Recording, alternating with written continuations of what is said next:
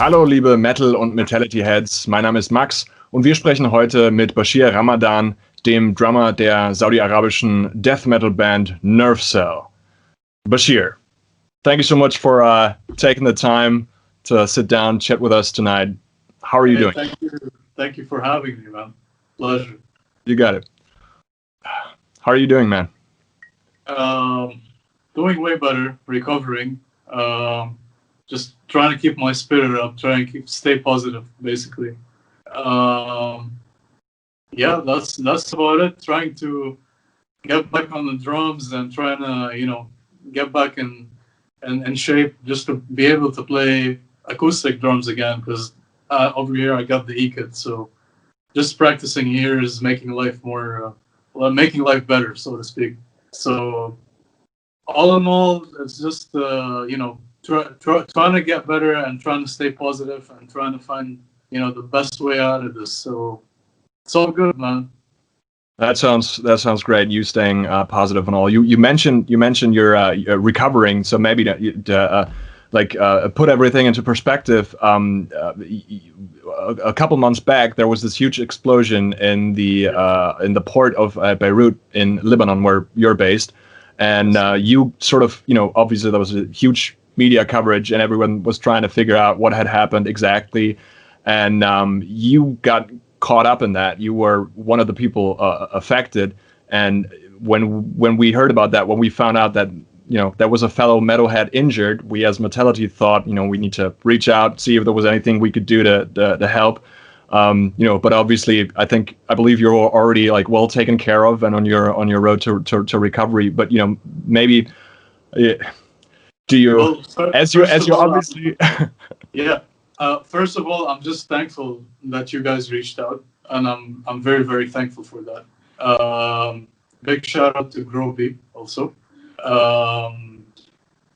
It was just too chaotic because I was at work and it was a regular working day for me, and our office is right by the harbor where this happened, and it really took us by surprise because we were 800 meters away from the explosion. Right. So the fact that I'm just still alive is just I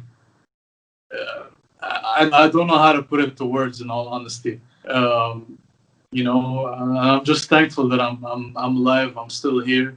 I'm still able to talk to my friends, to you guys, to everyone else. Still able to play drums, to play music. This is just it's these things, I'm just, they make you appreciate life even more. Right. So and it really took us by surprise because it was just a normal, regular working day. You're going to work. Of course, you don't expect your workplace to explode any other day.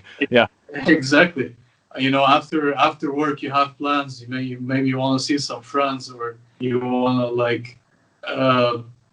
for example, for me, I just wanted to see a friend of mine after work, and we were doing plans, and then boom.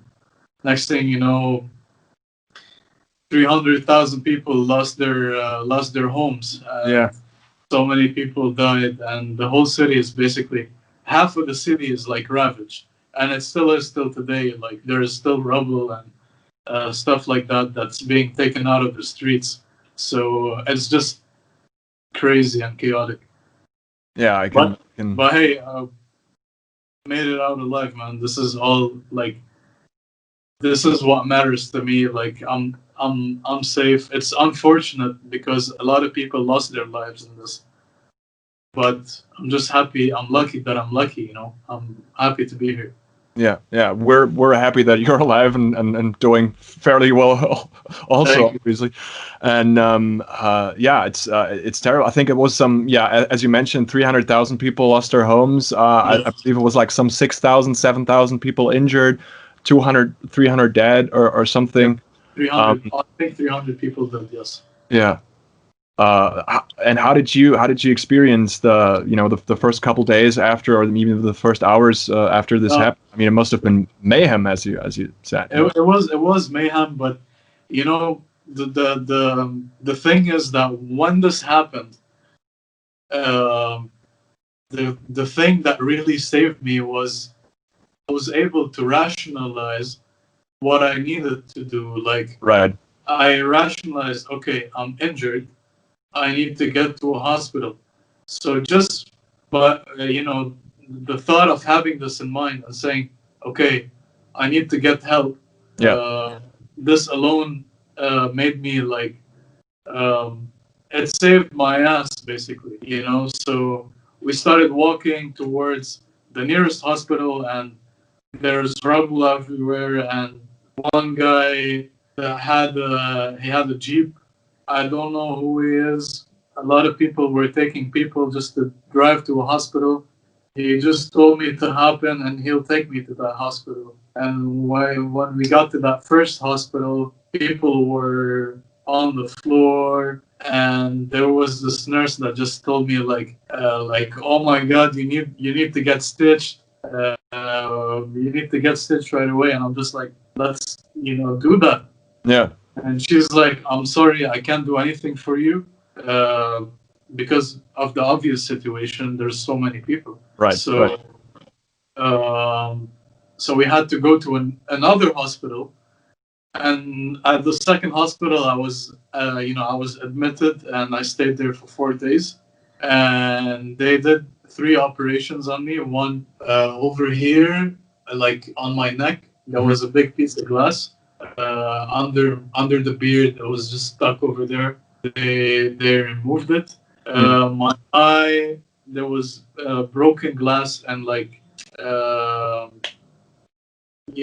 just very small splinter. And Yeah, exactly. And they were like all over here and under my eye, and I had a fracture in the skull. And my eye was sitting a little bit lower than it should be. So my eyes weren't at the correct level. So they also had to do an operation. They operated on this, the last thing. I had to do 2 operations on my eye.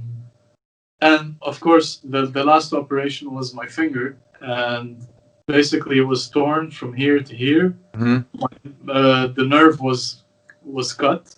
And the tendon was a little bit messed up, so they operated on this as well. Now I'm doing physiotherapy for it, so I'm able to play drums again. It's getting better, but it's still weird. I can do just that for now. I can't even bend my finger or something. Yeah. So if I'm like holding the sticks or something, I'm just holding it, in a very weird way. It's like a whole new technique that you now in your hands. It's like a new way of blasting, Yeah, exactly. And other drummers can't even dream of accessing. Exactly. No, but jokes aside, we're really so happy to hear that you're doing well. And as far as I can tell from the video, you're looking great. I mean, the doctors must have done a great job. It's healing well. It's just going away. I'm putting cream on it every day. I'm putting what do you call it, eye drops on my eye, and I'm doing the physiotherapy for my finger as well. So it just needs time. The more time, the better it's gonna get. Yeah. I mean, Joey, honestly, I don't want to sound cynical here, but it does look kind of badass. So I guess you could have had worse scars than that.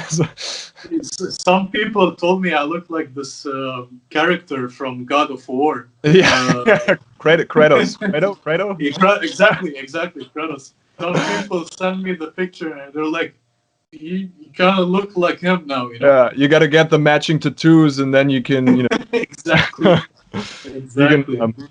We can, pitch it to Netflix, maybe do like a series movie. Maybe I'll be like a famous actor or something later. Yeah.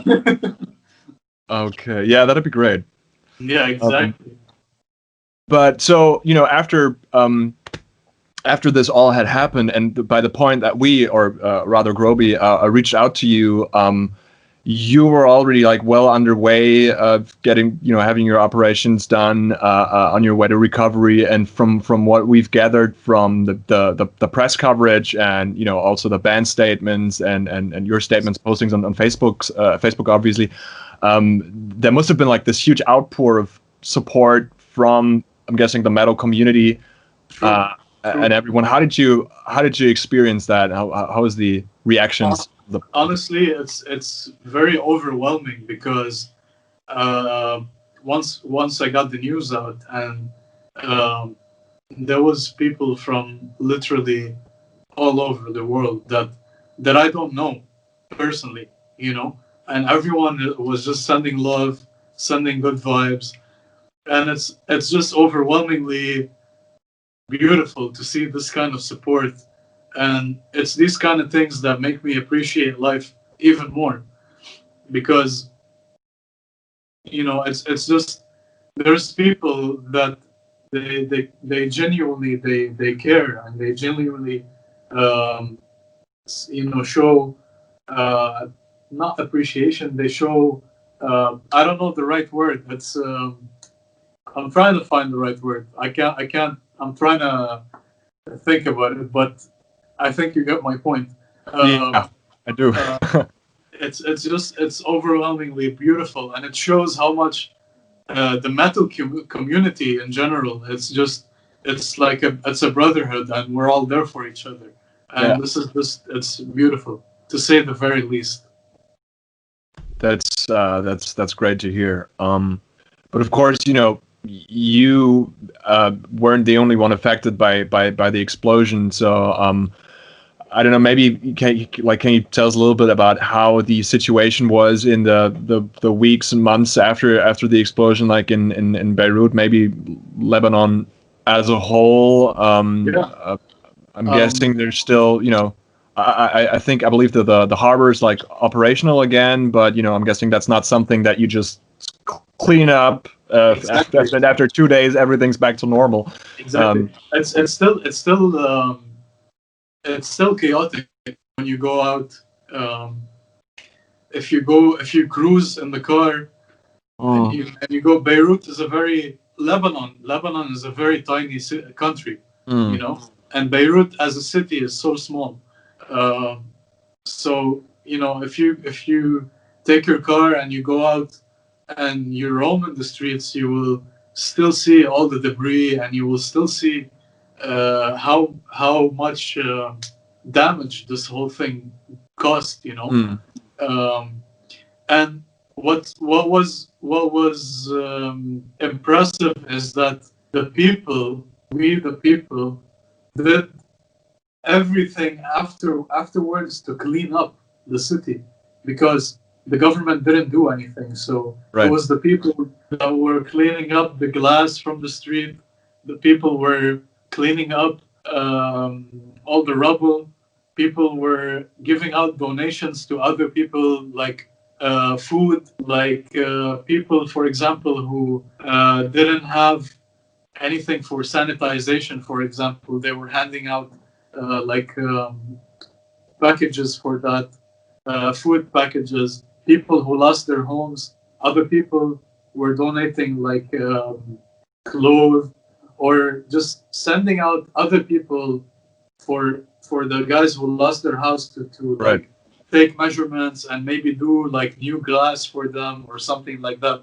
So the people were literally giving back to the people themselves. So it's kind of nice, and it kind of shows the sense of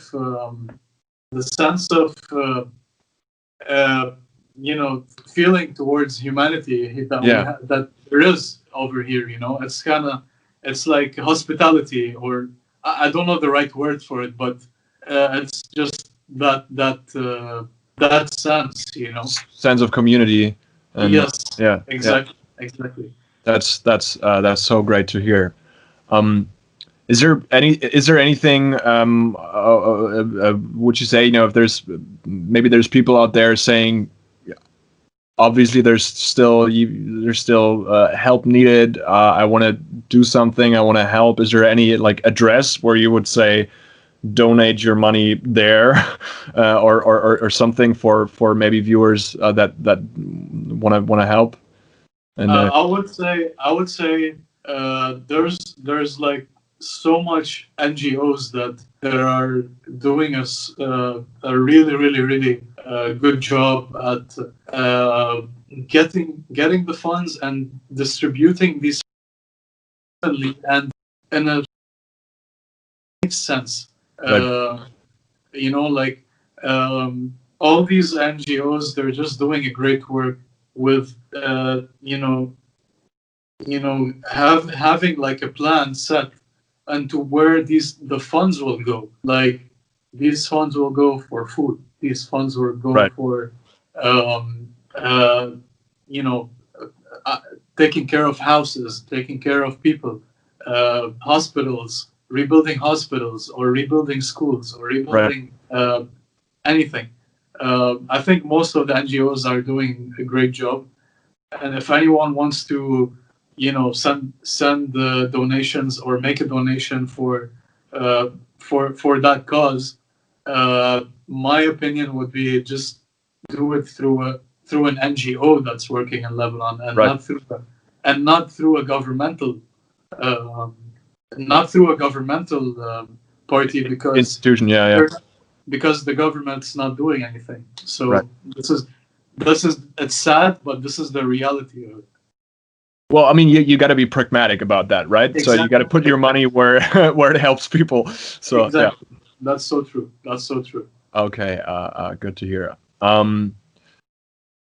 Yeah, I don't know, like maybe, I mean, obviously you're not just someone who's been affected by the explosion. You're also like an active member of the metal community in Lebanon, and a death metal drummer or metal drummer. Yes. Metal drummer in general, or just drummer in general, or just drummer, musician. Do we like maybe like? Do you want to like talk a bit about the metal community in Lebanon, or the scene in Beirut? What's it like? What's it's been like before the explosion? After maybe other? I'm assuming other musicians are affected by it too. Yeah, true. I mean, other musicians were affected by the blast as well. What I can say about the metal community here in Lebanon, that it's very. I'm not just going to talk about the metal community. I'm going to talk about the music community. Absolutely, In general, it's very eclectic, and there's a lot of genres that are present, and that are active, basically. Of course, pre-corona days, because right now everything's fun, so yeah. So there's there's a lot of pop bands that are keeping the nightlife very cool and very enjoyable, so to speak. So there's a lot of small jazz bands that also keep the nightlife very cool. And these are all things I enjoy, basically. If I'm out in Beirut and you want to go and you want to have a beer somewhere or a drink somewhere, there's so many places to go to with so many musical choices, and this is what I enjoy about the city. As for the metal community, it's a growing community. There's a lot of bands that are trying to push hard and trying to get to professional level and say where they can do that for a living, which unfortunately here is I think everywhere in the world it's very hard to do, but over here it's also like a bit more harsh, right? Because, of course, yeah.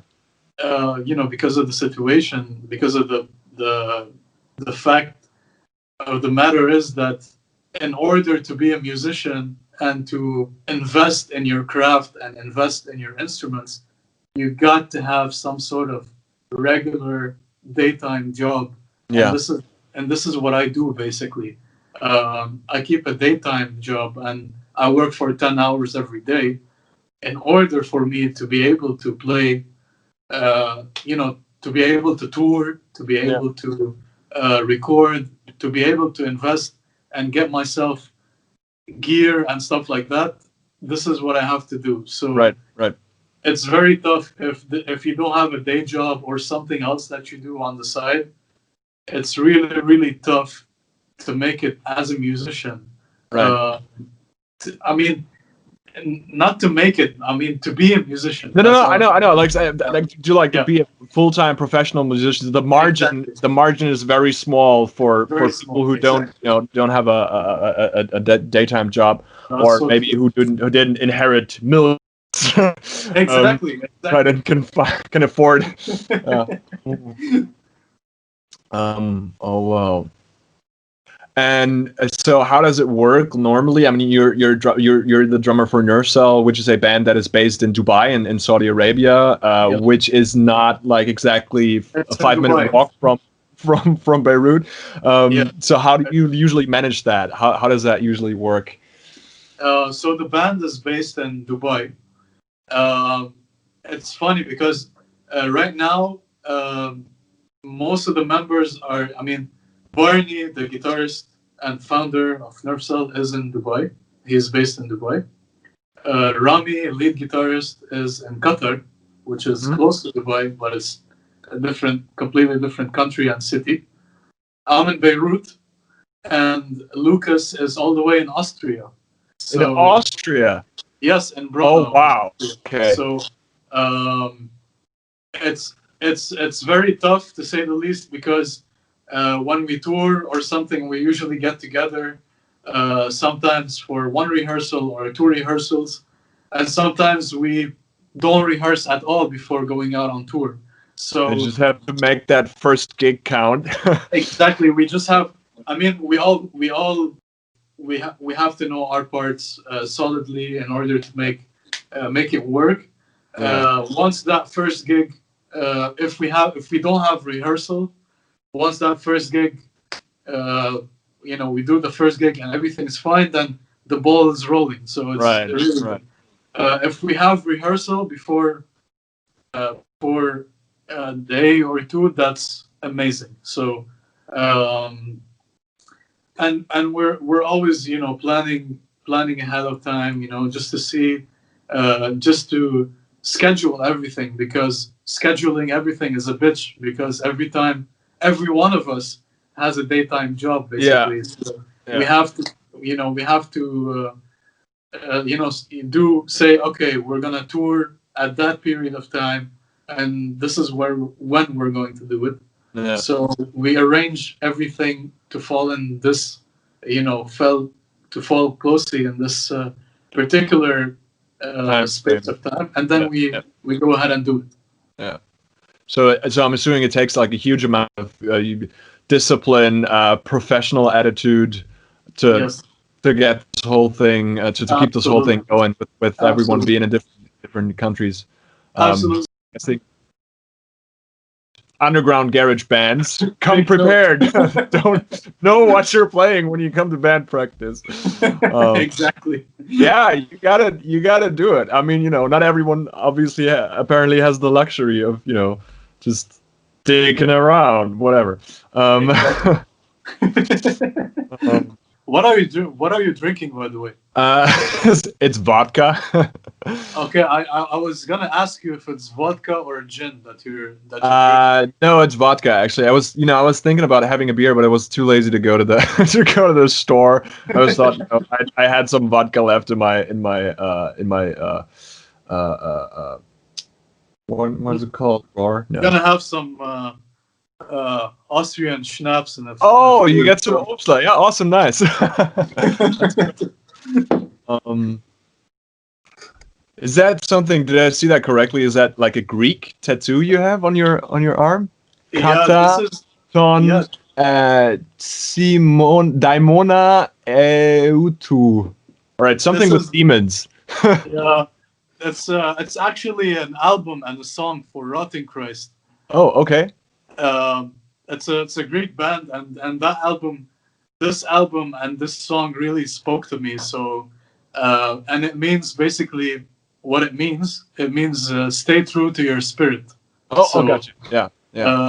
So it meant a lot to me. So I thought to get it tattooed because it really spoke to me. So that's awesome, man. I just remember. I mean, so it's sort of like the Greek translation of demons, where it's like more like your demon is like this.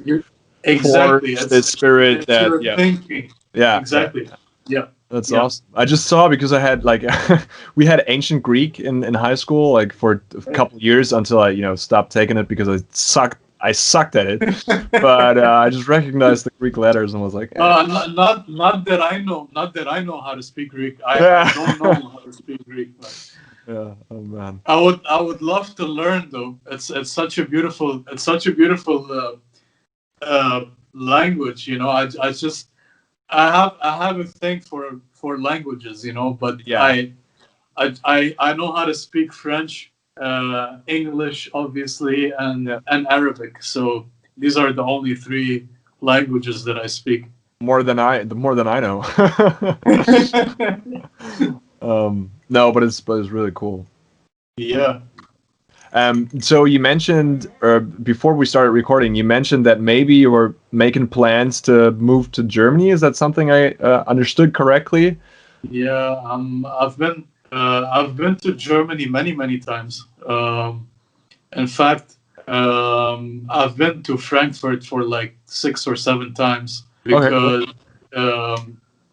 the company that I work with is also based in Germany. So sometimes we go and I come back just for work. And when we're touring, there's obviously a lot of times we played Munich, we played Passau, we played Frankfurt, we played where else we played?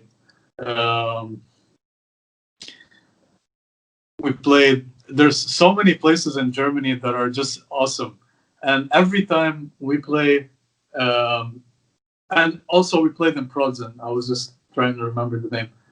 Protzen Open Air. It was somewhere like 1 hour away from Berlin, I think. Right. Yes. And every time we play in Germany, it's always a good time. Never, ever it was off or something. It's just always on point every time. That's so good to hear. So is that like your what is your usual tour look like? Is that like the European tour? Is that the thing to do, or where do you guys usually go? Well, basically every time there's new places to play in, and it really depends on where we're booked to play, and it's every year there's certain countries, not necessarily the same countries, but there's always like a new territory, so to speak. Right. For example, last year we played Poland, we played Austria, we played Germany, Slovakia, Czech Republic, and that was last year. Mm-hmm. And then in 2018, and Poland. I don't know if I mentioned Poland. So, and then 2018, for example, we didn't pass through Poland. So it's not always the same trajectory. Right. For example, in 2018, it was more of France. For example, we had like 5 shows in France, and then we played Germany, and then we played Luxembourg also on that same tour. So there's always new places, and Austria also 2018. So there's always different cities, different venues. It's just cool because it's always like a surprise trip. Like, this year we're gonna play 1, 2, 3, 4, and maybe out of the 4, I only know like one venue, or I don't know any venue at all. Yeah. So it's really cool, and it's just being on tour is just really enjoyable and something that I love to do. And honestly, being on tour with Nervecell is just for me as a drummer and a band. I wouldn't, I just love being on tour with them because we all have everything is so like planned ahead of time, and we all get along with each other, Right. and we all have like we all just get along together very very well because we know each other since a long time, and we all respect our privacy. So everything is just comfy, Yeah. Yeah. so as long as there's like all that stuff packed in and you're touring and you're doing what you love, it's really a win-win situation in Yeah. any way you can put it. Yeah. I think the beauty of touring, I mean, I believe the big part of the beauty of touring is that when you're on tour and you're not doing anything else. There's like, this is the Exactly. only thing you have to do is be on tour, get in the van, drive to the venue, Pack up unload your the gear, stuff, set up, do the sound check, play your show, have a good time, and do the same thing in reverse, and then you just repeat it over and over again. And you're like, exactly. And then your body goes on autopilot. Yeah. Yeah. And it's just it's just you're just living in the moment, to say the cheesy sounding thing, but that's what you're doing on tour. That's so true. Yeah. It's not cheesy. It's actually the thing, because right now this is what I'm missing the most. Right.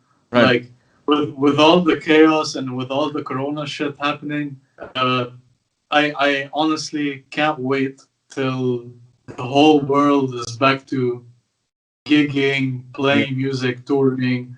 I just honestly, it's like number one on my list. I can't wait to go back out and do that. Whenever it is, I don't know, but I just can't wait to do that again.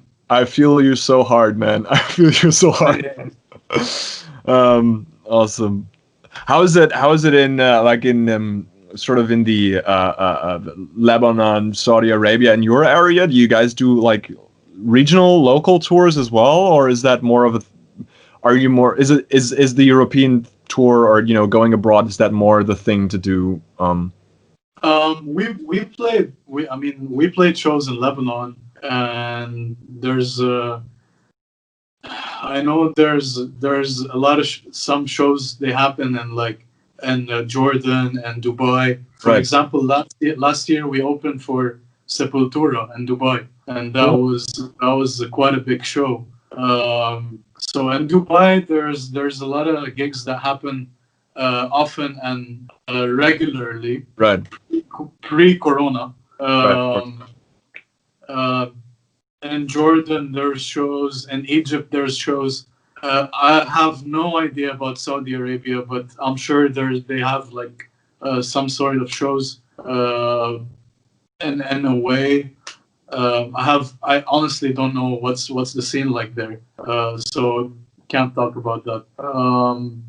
Other than that, regional shows are always like one-off shows. Right. Like you have one gig over here or just one gig over here. It's not like consecutive days of touring. Yeah. But doing that, like doing a tour in the region, would be something really nice. Until that happens, so but that would be really really nice to do. But it's hard because, as you know, there's a lot of conflicts between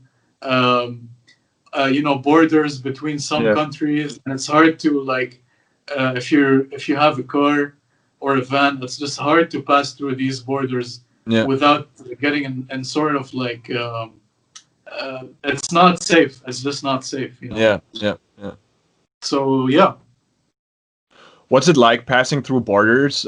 Is that, do they give you like the band treatment where they go like, these guys look like a rock band. We're gonna strip search them extra hard. They probably have drugs. They're probably drug dealers. Exactly. I mean, sometimes when in airports, it always happens in airports. And for example, I remember once just coming into Frankfurt, and the guy at the passport was like, so what are you here for? I'm like, I'm here. I have a tour with my band, and I was actually going from Frankfurt to Prague, Right. and I'm just passing through the gate Right. to passing passport control, Right. so I can go to the other gate to go to the to take the plane to Prague. You're just in between flights, sort of. Exactly. Yeah. So I had to pass through the passport control, and he just looked at the passport. He said, "Okay, that's a Lebanese guy, and he has a beard, and he has tattoos. Okay, what the fuck, you know?" Yeah. So he just told me like, what are you doing? What do you want to do? So I'm like, I have a tour with my band. And he's like, okay, where are you playing? So I just had to show him on the phone the posters of each show. Yeah. And I get it. He's just doing his job, but it's Right. just like, it's just always like, okay, it's a guy with a beard, or it's and it's always like that. It's just weird. Almost everywhere. I can imagine. It's probably not going to get better now. It's like this. It's a Lebanese guy with a beard, with a scar across his eye. Exactly. I mean, I know they're just trying to do their job, but these things happen. That's all I'm saying. Well, right. I mean, I'm not working for airport security myself, but I'm guessing there's a certain stigma, right? There's a certain idea of, this guy has a Greek tattoo. Wait, aren't you the guy from God of War? Isn't that? Exactly. No. Okay, maybe like not to frame this in like sort of any particular political way, but maybe in the sense of how we're as Metality, like our idea, or the whole idea of Metality was sort of to just ask, like, how can we as metalheads, or how can we, through the values of metal being solidarity, tolerance, and all that, how can we sort of make the world a better place for everyone? So maybe in that sense, would there be something that you'd say, where you say that'd be a good place to start, or how metal can, I don't know, do you have an idea of how metal could just like bring everyone closer together, make the planet a better place for everyone? I mean, in general, just connecting with people that share the same passion for the same passion and the same enjoyment for that music. That alone connects people on like so many levels. If there's a concert or there's a festival anywhere else in the world, and you're there to watch a metal band or a rock band or a metal band, metal being the key word over here, instantly no matter where you're from, you're on the same, you're on the same vibe. You're already family to everyone else that's around you. Why? Because you're already here, and you already share like a purpose to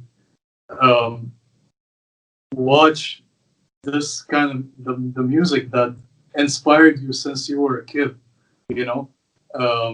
I remember watching Iron Maiden, for example, in Dubai for the first time in my life in 2007. How old were you back then? I was 17. So, and there was people from all over the world, and they were just there to watch Iron Maiden. So just by looking at, like, oh, hey, you're from Britain. Oh, hey, you're from Germany. Hey, you're from Poland. Amazing. All these people are here to watch Iron Maiden. So automatically, where you're from, it kind of like takes the backseat, right. and you let the music speak for itself. And I think that alone, is just a blessing, because we're having this conversation, for example, right now, and you're at one end of the world and I'm at the other end of the world, and we share the same. You told me you're a musician, obviously, and you also share the same passion for metal. So automatically, where I'm from and where you're from automatically has the back seat. So it's just, the more the metal community connects with each other, the more this helps. This is what I'm trying to say, and it just makes life easier for everyone, basically. Very, very beautifully, very well said, man. Thank you so much. Thank you. Thank you. All right, so I don't think there's like anything else that I have. I was just gonna say, is there anything you want to add? Like, do you want to pitch something? You want to give a shout out to someone? Yeah. Whatever. Sure. Have at it. I just want to give a big shout out first to you guys at Metality, Max, Groby, Metality guys. Thank you so much for having me first, and for hearing me out and hearing the story. I really appreciate that, and I really appreciate the fact that you guys are also connecting metal fans and metal people around the world with all of the news, everything that's happening in the metal community, so to speak. This is really awesome, and I really hope to meet you guys in the future. Hopefully, if I have my way to Germany, so that would be really, really awesome to see you guys soon. And yeah, man. Dude, fingers crossed. Thank you so much for sitting down, chatting with us, and for sharing your story. Bachir, it's been so great. Hope. Same here, man. Pleasure to meet you, Max. Really. Pleasure to meet you as well. Hope we get to see you sometime really soon. Hope we can grab a beer sometime, and yeah. Sure. If you have Facebook, I'll add you, man. Let's keep in touch. Absolutely, yeah. Let's do it. I think I already sent you a friend request, actually. Really? Okay. Yeah, okay. just today. Okay, so I will check it out then, and we'll keep in touch, man. Let's keep in touch, and if I have my way to Germany, then for sure we're gonna have a beer. If not, next time we're on tour, I'll be there. You'll be the first person I invite, and the first person to have a beer with. So awesome, Bachir. It's been so great talking to you. Thank you so much, and see you sometime really soon. Hopefully. Thank you, man. See you soon. All the best, and get well. Do the recovery thing. I hope the finger works out, and we'll get to new blasting techniques also. New blasting techniques. Yeah. All right. Thank you, man. Thank you, Max. Take care. Take care, brother.